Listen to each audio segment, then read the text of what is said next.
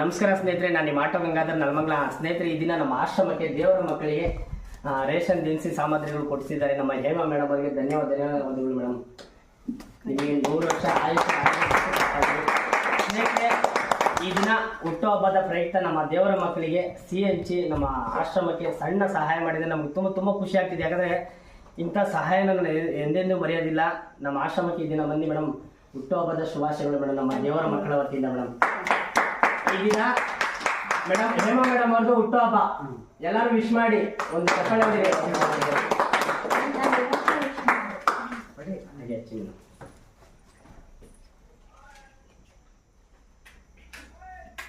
Happy birthday to you, happy birthday to you, happy birthday to you.